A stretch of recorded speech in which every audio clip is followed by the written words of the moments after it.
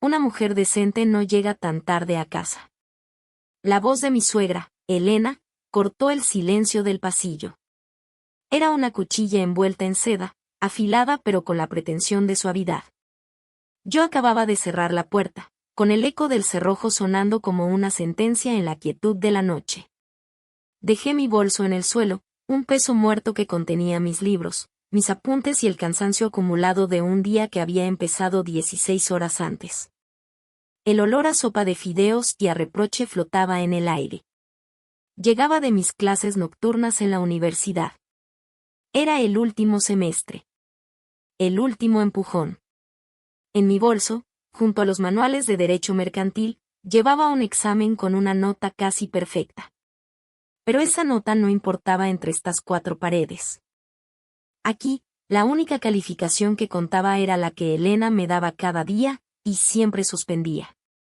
Mi marido, Marcos, apareció detrás de ella, secándose las manos en un paño de cocina. Su expresión era una mezcla de apología y resignación.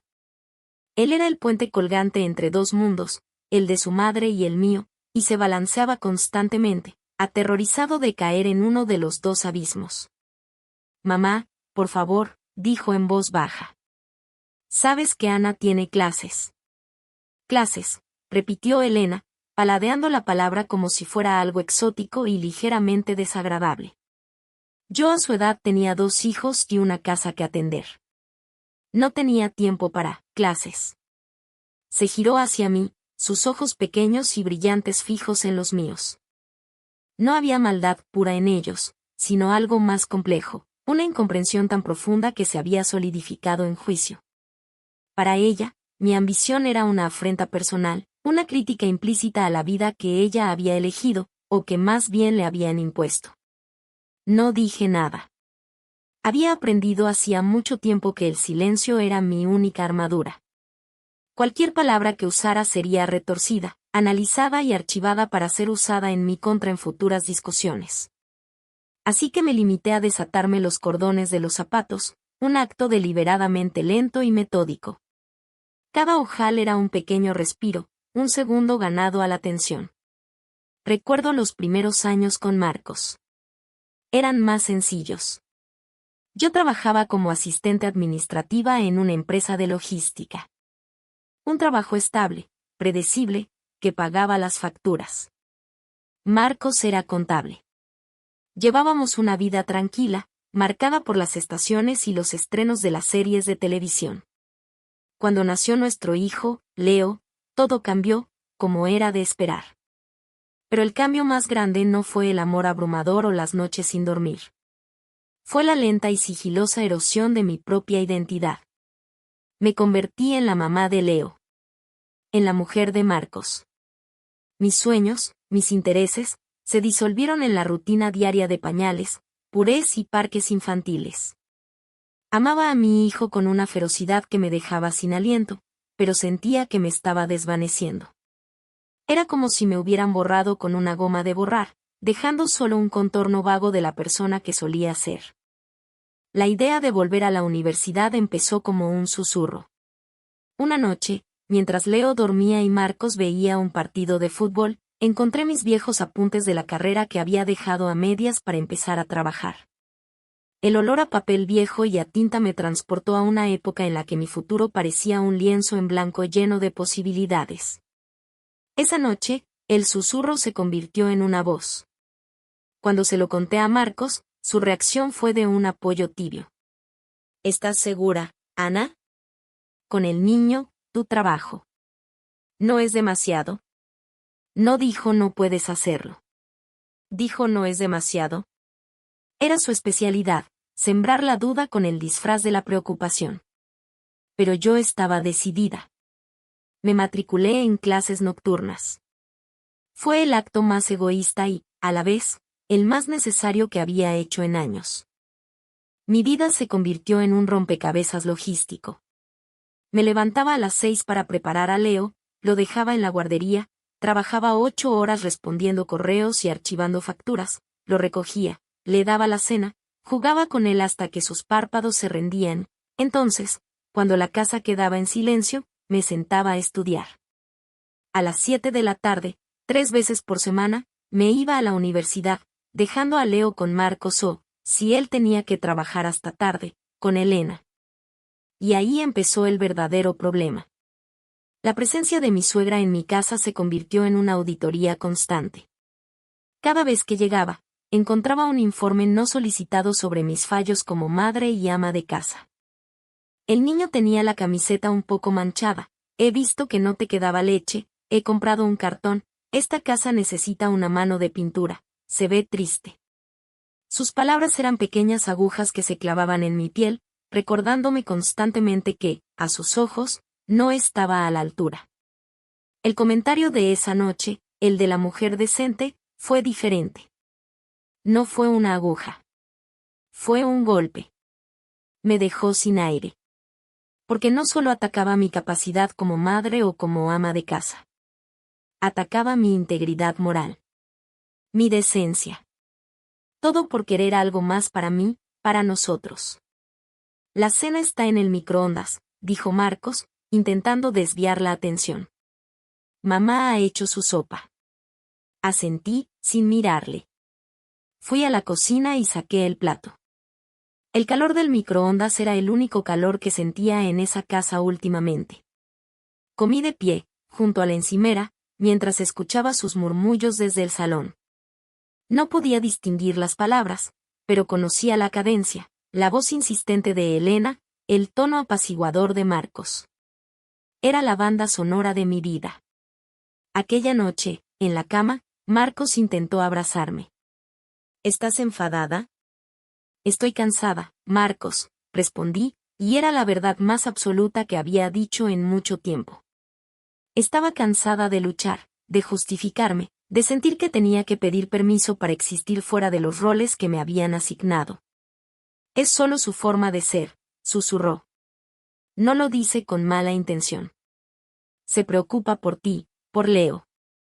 Preocuparse se había convertido en la palabra más peligrosa de mi vocabulario. Era el escudo que usaban para lanzar sus dardos. Me di la vuelta, dándole la espalda. El cansancio era un peso físico, una manta de plomo sobre mi cuerpo. Pero debajo de esa manta, algo más estaba naciendo. Una frialdad. Una claridad dura y afilada. Los meses siguientes fueron un borrón de cafeína y determinación. Me sumergí en mis estudios como si fueran un refugio. La biblioteca de la universidad se convirtió en mi santuario, un lugar donde solo era Ana, la estudiante, no la madre, no la esposa, no la nuera imperfecta. El derecho mercantil era lógico, ordenado. Tenía reglas, artículos, consecuencias predecibles. Todo lo contrario a mi vida en casa. Mi relación con Marcos se fue enfriando. El puente colgante se había vuelto inestable. Cada vez que intentaba hablar con él sobre cómo me sentía, se cerraba. Estás exagerando, siempre estás a la defensiva, no sé qué más quieres de mí. Lo que yo quería era un aliado, un compañero. Pero él solo sabía ser un árbitro, y siempre pitaba a favor del equipo de su madre. El trabajo también se estaba volviendo insostenible. Mi jefe, Ricardo, era de la vieja escuela. Un hombre que creía que las mujeres con hijos trabajaban por hobby o para pagarse sus caprichos. A pesar de mis años de servicio y mi eficiencia, me asignaba las tareas más monótonas. Cuando surgió la oportunidad de liderar un nuevo proyecto de logística internacional, un proyecto perfecto para mis nuevos conocimientos universitarios, ni siquiera consideró mi nombre. Ana, seamos realistas, me dijo cuando le pregunté por qué. Este proyecto requiere viajes, reuniones a deshora. Tú tienes tus compromisos familiares. Lo dijo con una palmada paternalista en el hombro. Esa palmada me quemó más que un insulto. Mis compromisos familiares eran mi hijo, mi vida. Y él los usaba como una cadena para mantenerme atada a mi escritorio. La traición en el trabajo fue un eco de la traición que sentía en casa. En ambos lugares, mi potencial era visto como un problema, mi ambición como una carga. Era una mujer que ocupaba demasiado espacio, que quería demasiado. Me gradué con honores. la ceremonia fue un día extraño. Elena y Marcos estaban allí, sonriendo para las fotos. Elena incluso me dijo que estaba muy guapa con esa toga tan rara. Pero sus ojos no brillaban de orgullo. Brillaban con una especie de perplejidad, como si estuvieran viendo un truco de magia que no entendían. Mi diploma era un objeto extraño en su universo. Esa noche, no hubo celebración. Marcos dijo que estaba cansado. Elena tenía que madrugar. Me quedé sola en el salón, con el diploma enmarcado sobre la mesa del café. Lo miré durante mucho tiempo. Era un trozo de papel, pero representaba miles de horas de sacrificio.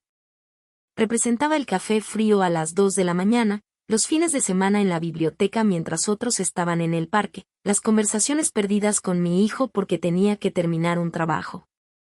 Y por un momento, me pregunté si había valido la pena. La respuesta llegó unas semanas después, en forma de un correo electrónico. Era de Ricardo, mi jefe. Un anuncio general para todo el departamento. El puesto de gerente de proyectos, el que yo anhelaba, el que me había ganado a pulso con mi trabajo y mi nueva titulación, había sido asignado. Se lo habían dado a Carlos, un compañero que llevaba la mitad de tiempo que yo en la empresa y cuyo mayor mérito era ir a jugar al pádel con Ricardo los fines de semana. Leí el correo 2 veces. Luego 3. Las palabras no cambiaban. Carlos aportará una nueva energía al equipo. Su dedicación es incuestionable. Dedicación. La palabra resonó en mi cabeza. Mi dedicación, la que me hacía trabajar el doble para demostrar que ser madre no me hacía menos competente, esa no contaba. Cerré el ordenador portátil. La casa estaba en silencio.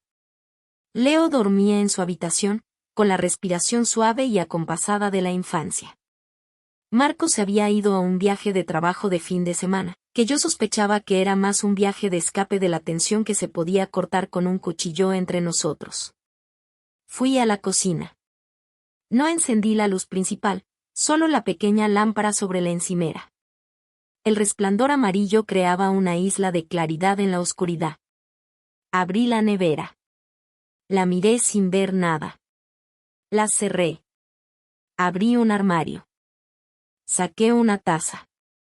La puse sobre la encimera. Me quedé mirándola. Era una taza blanca, normal, con un pequeño desconchón en el borde. Y entonces, ocurrió. No fue una explosión.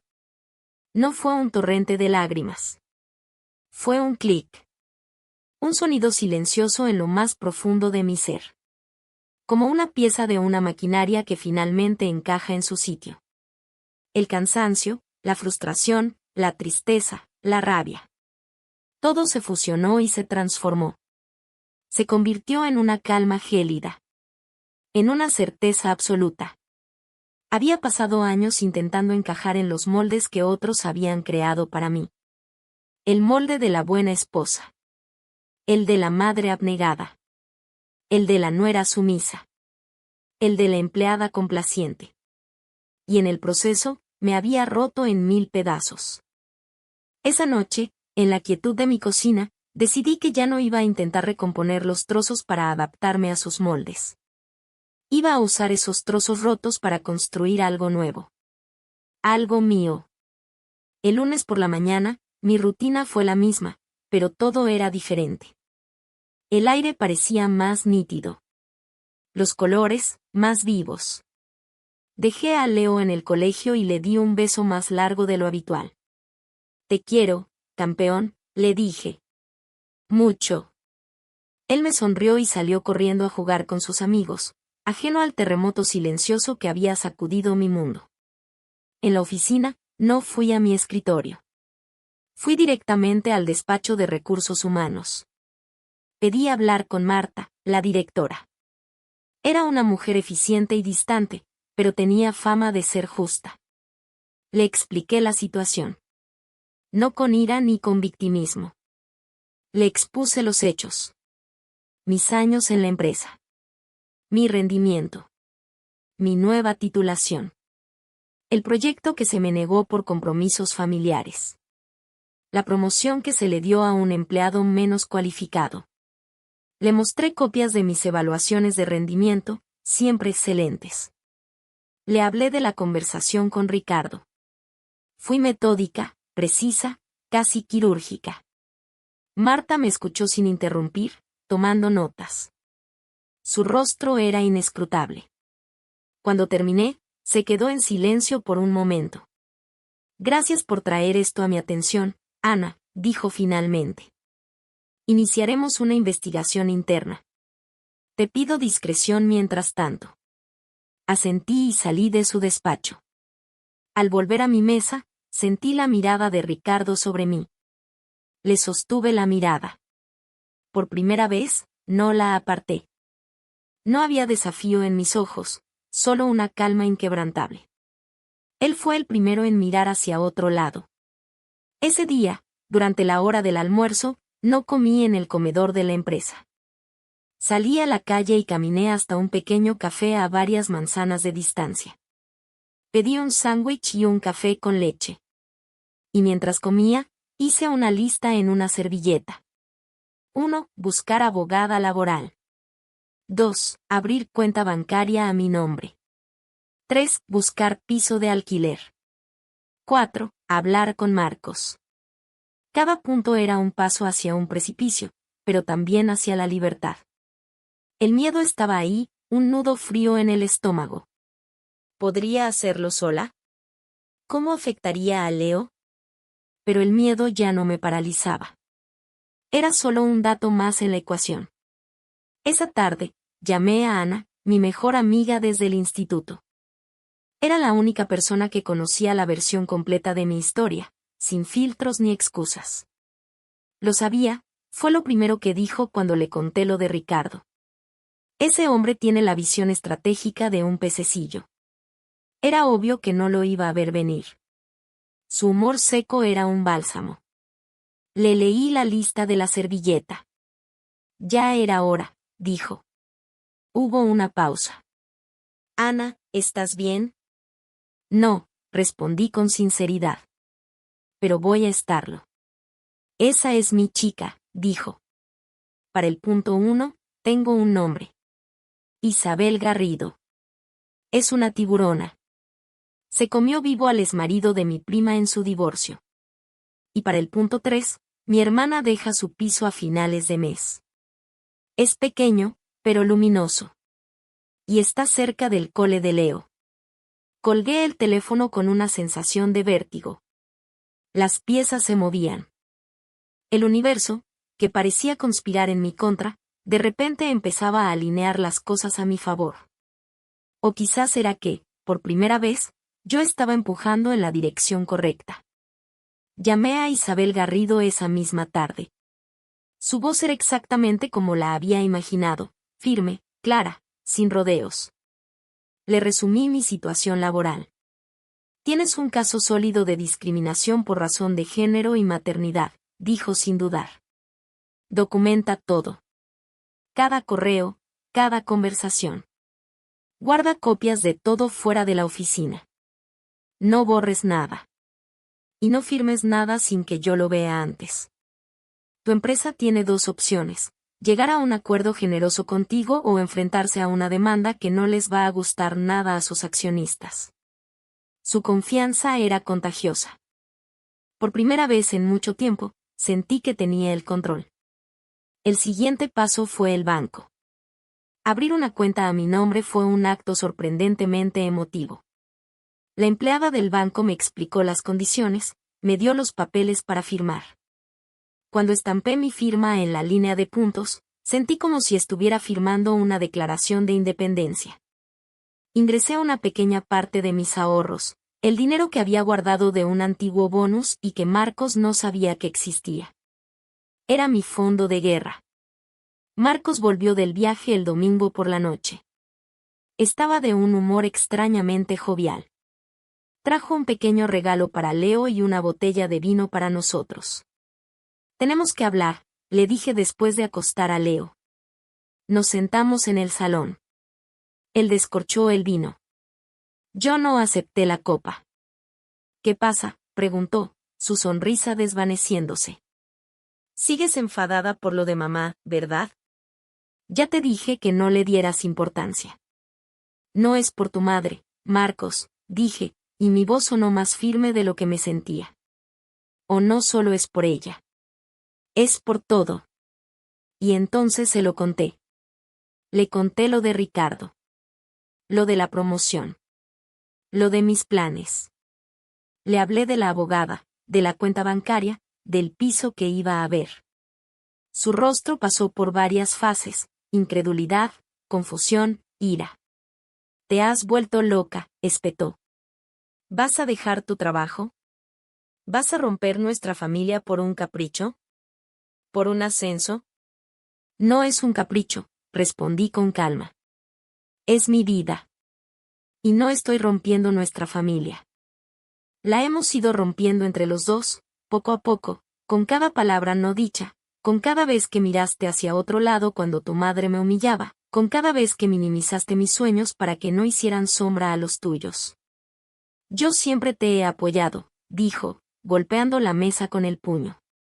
No, Marcos. Tú me has tolerado. Y hay una gran diferencia. Esa fue la conversación más difícil de mi vida. Hubo gritos, lágrimas, acusaciones. Él me llamó egoísta, ingrata, mala madre. Dijo que le estaba abandonando, que estaba destruyendo el futuro de Leo.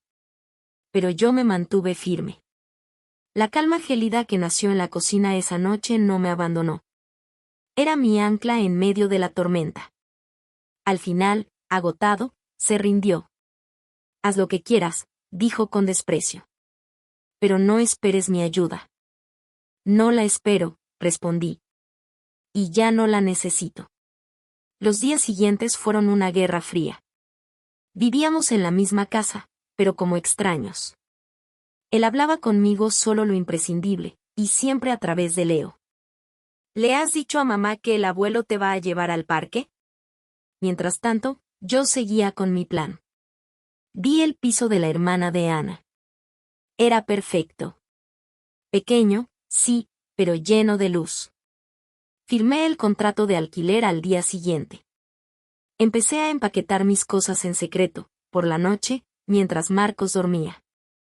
Libros, ropa, los dibujos de Leo que guardaba en una carpeta, las fotos de mi familia, de mis amigos. Cada objeto que metía en una caja era una reafirmación de mi identidad. En el trabajo, la investigación de recursos humanos avanzaba. Me llamaron a varias reuniones. También a Ricardo. Lo veía salir de las reuniones con el rostro desencajado. Empezó a evitarme en los pasillos. Algunos compañeros me miraban con curiosidad, otros, con una hostilidad velada. Sentía que llevaba una letra escarlata en la solapa, la A de ambiciosa, o de alborotadora. Pero no me importaba. Su opinión ya no tenía poder sobre mí. La llamada de mi suegra no se hizo esperar. Marcos, obviamente, le había contado su versión de la historia. No sé qué te crees que estás haciendo, me dijo, su voz desprovista de la falsa dulzura habitual. Estás cometiendo el mayor error de tu vida. Un hombre como mi hijo no se encuentra todos los días. Y Leo necesita a su padre. ¿Vas a arrastrar a ese niño por tu orgullo? Escuché su monólogo sin interrumpir. Cada palabra era un intento de manipulación, un dardo de culpa. Pero mi nueva armadura era más resistente. Elena, la interrumpí cuando hizo una pausa para respirar. Aprecio tu preocupación. Pero esta es mi decisión. Y te pido que la respetes. Respeto, se burló.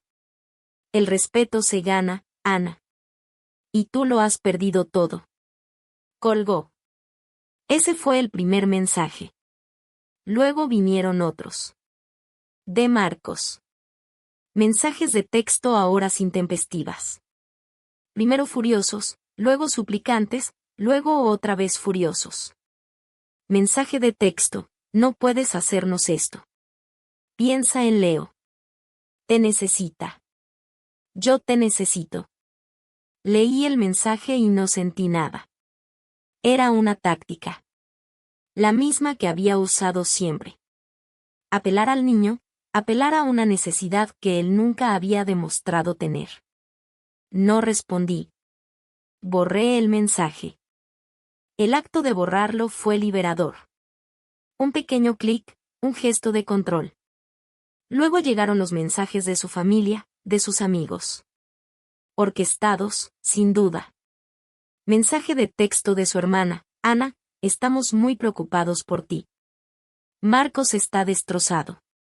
No sé qué ha pasado, pero seguro que podéis arreglarlo. Sois una familia.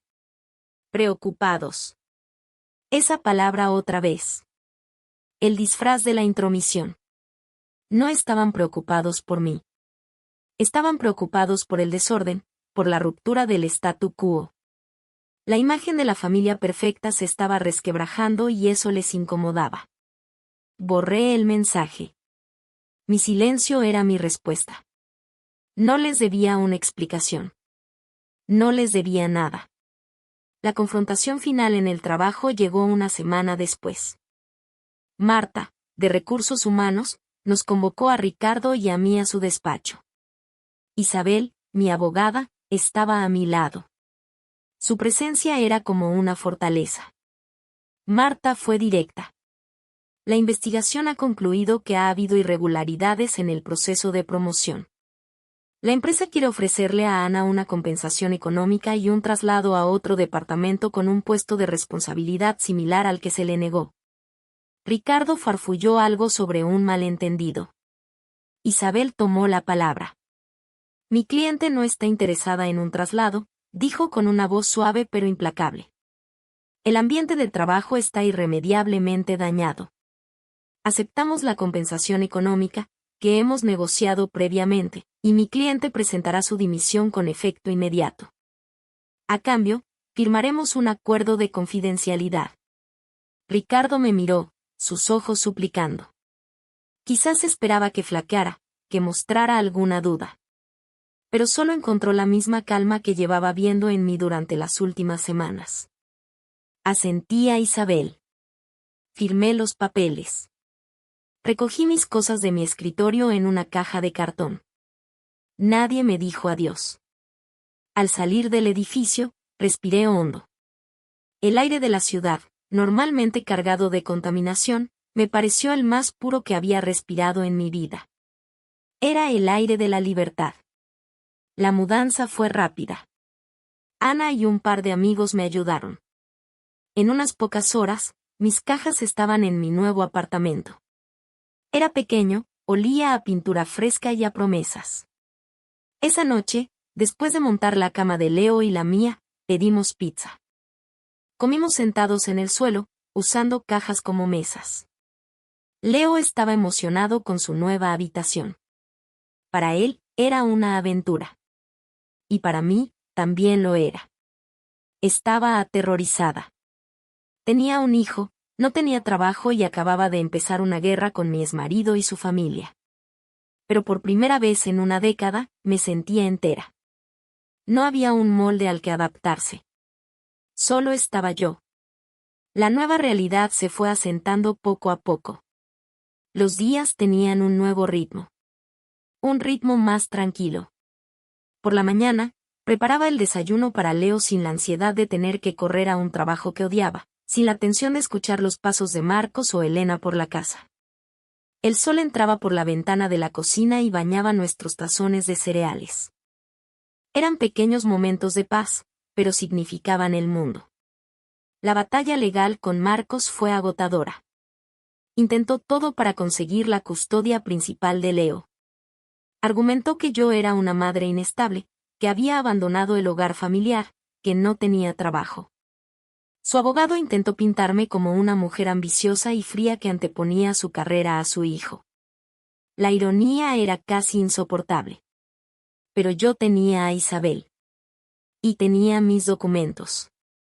Cada mensaje de texto, cada correo. Y tenía mi calma.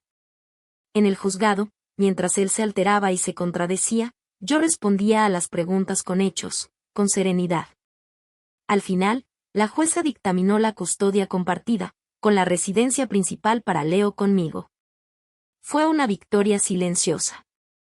No hubo celebración, solo un profundo alivio. Empecé a buscar trabajo. Con la compensación de mi antigua empresa y mis ahorros, tenía un colchón para unos meses. Pero no quería volver a una gran corporación. No quería volver a ser un número en una hoja de cálculo. Envié mi currículum a empresas más pequeñas, a startups, a consultorías donde sentía que mi trabajo podría tener un impacto real. Fui a entrevistas. Algunas fueron desalentadoras. Podía ver en los ojos de algunos entrevistadores el mismo prejuicio que había visto en Ricardo. La pregunta no formulada, ¿y cómo te las arreglarás con el niño? Pero entonces encontré una pequeña consultoría de logística fundada por 2 mujeres. La entrevista fue diferente. Hablamos de mis estudios, de mis ideas para optimizar procesos. Vieron mi diploma con honores no como un adorno, sino como una prueba de mi capacidad y mi tenacidad. Me preguntaron por mi hijo, sí, pero con genuino interés, hablando de las políticas de conciliación de su empresa como un punto fuerte, no como una concesión. Me ofrecieron el trabajo. Un puesto de consultora junior. El sueldo era menor de lo que esperaba, pero la oportunidad era inmensa. Acepté sin dudarlo. Mi primer día fue como empezar de nuevo. Tenía mi propio escritorio, mi propio ordenador, mis propios proyectos. Mis jefas me trataban como a una igual. Mis opiniones eran escuchadas, mis ideas, consideradas. Por primera vez en mi vida profesional, sentía que mi cerebro era más valorado que mi capacidad para sonreír y servir café. La relación con Marcos y su familia se estableció en una tregua incómoda, mediada por los abogados. Las entregas y recogidas de Leo eran los únicos momentos en que nos veíamos. Eran intercambios breves, funcionales, cargados de una tensión no resuelta. Una tarde, Elena estaba con Marcos cuando fui a recoger a Leo. No la había visto desde aquella llamada. Se había hecho mayor, o quizás era que yo la veía con otros ojos. Te veo cansada, me dijo. Era su frase de siempre, su arma predilecta. Pero esta vez, no me afectó. Sonreí. Una sonrisa genuina. No estoy cansada, Elena, le respondí. Estoy ocupada. Hay una gran diferencia. Leo salió corriendo y me abrazó las piernas. Le di un beso en la cabeza, tomé su pequeña mochila y nos fuimos. No miré atrás. Sentí sus ojos clavados en mi espalda, pero su mirada ya no tenía poder. Era el juicio de un mundo al que yo ya no pertenecía. Mi vida encontró su equilibrio. Un equilibrio frágil, a veces, pero mío. Había días duros, por supuesto. Días en los que la soledad pesaba, en los que el dinero apenas llegaba a fin de mes, en los que la culpa de ser una madre trabajadora que no siempre podía estar en todo asomaba su fea cabeza. Pero también había días maravillosos. Días en los que resolvía un problema complejo en el trabajo y sentía una oleada de satisfacción. Tardes en el parque con Leo, empujándolo en el columpio, sin prisa, sin mirar el reloj. Noches en mi pequeño apartamento, con Leo durmiendo plácidamente en su habitación, yo en el sofá con un libro y una copa de vino, disfrutando del silencio.